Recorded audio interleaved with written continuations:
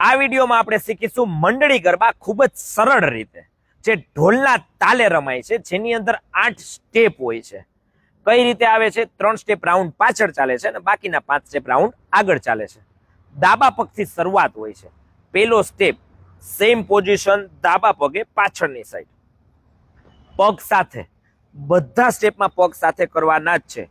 બીજો સ્ટેપ પાછળ જ જવાનું છે, જમણી સાઈડ એટલે કે રાઉન્ડની બહારની સાઈડથી ટર્ન લેવાનું છે.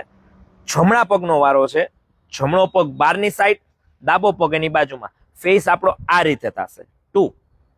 ત્રીજો સ્ટેપ ડાબા પગનો વારો છે, ઈ જ બાજુ આગળ વધવાનું છે, પાછળની સાઈડ, ડાબો પગ અને જમણો એની બાજુમાં. આમાં રાઉન્ડની અંદરની સાઈડ ફેસ થશે. આ હતું આપણું 3.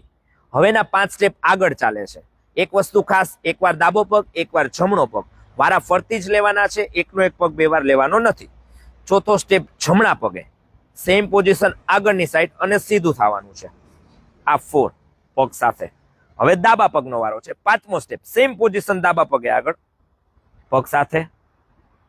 છઠ્ઠો સ્ટેપ જમણા પગે, હજી પણ સેમ પોઝિશન આગળ થવાનું છે, થોડુંક રાઉન્ડની સાઈડ, અંદરની સાઈડ ટર્ન લેશે. જમણો પગ, પગ સાથે. આ છઠ્ઠું, આમાં અંદરની સાઈડ ફેસ થશે. 7મો સ્ટેપ ડાબા પગે, ખાસ ધ્યાન રાખજો કે બહારની સાઈડથી ટર્ન, તમારી પાછળની સાઈડથી ટર્ન મારવાનો છે, રાઉન્ડ આગળ વધારવાનું છે. ડાબો પગ બહારની સાઈડથી લઈ, જમણો પગ એની બાજુમાં. આ 7. લાસ્ટ સ્ટેપ 8મો સ્ટેપ જમણા પગનો વારો છે. હજી આગળ જ જવાનું, પણ થોડુંક રાઉન્ડની અંદરની સાઈડ ક્રોસ કરીશું. આ 8.